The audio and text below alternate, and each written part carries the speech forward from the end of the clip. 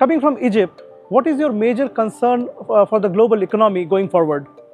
The disorder in the world order, the excessive use of violence and force.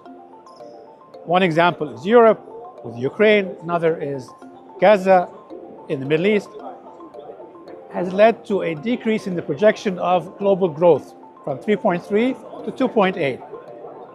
As that decreases, world trade decreases. It affects all communities around the world. The international community needs to grow, needs to create more jobs, more opportunity, and raise people out to the level of poverty.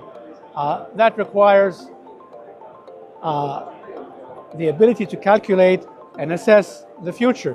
And it requires us to focus on building rather than destroying.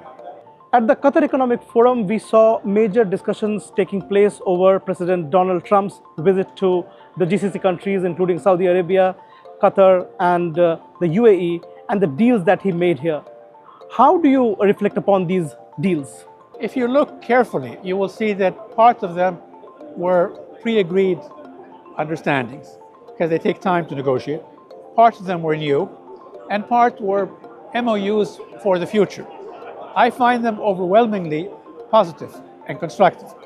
At the same time, they need to be implemented, but you need to create the right environment for them to be fully beneficial. I actually think that you can't separate politics and economics. You need to work on both tracks at the same time.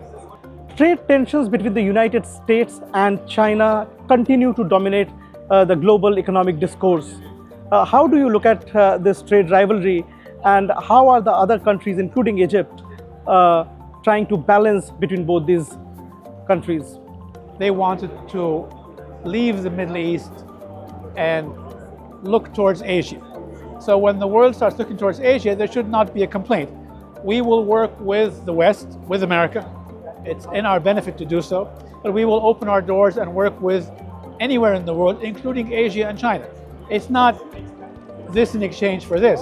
It is what gives us the best opportunity to move forward. Technology and artificial intelligence are a key component of global economic discourse.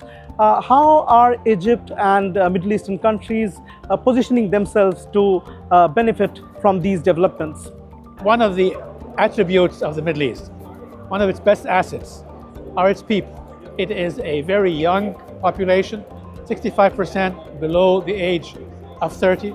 These tend to be technology savvy. I think the focus on AI and data centers, which was evident in the Trump visit to Saudi, Emirates, and Qatar, was actually quite beneficial, because these countries understood that we need you to invest in our countries. We will invest, but we will invest in you bringing your technology into our country. So it's a good, useful step. You've spoken about a shift in a multipolar world and emergence of a new global world order. What role do you envision for countries like Turkey, Egypt, and other Middle Eastern countries in these shifting dynamics? 70 years ago,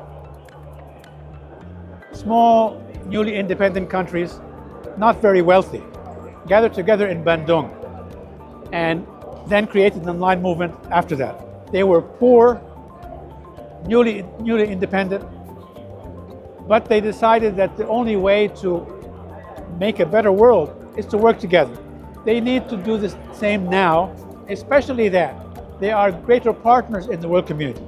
So I'm not saying play one side against the other, but this is not a time for passivity. It's a time for activism.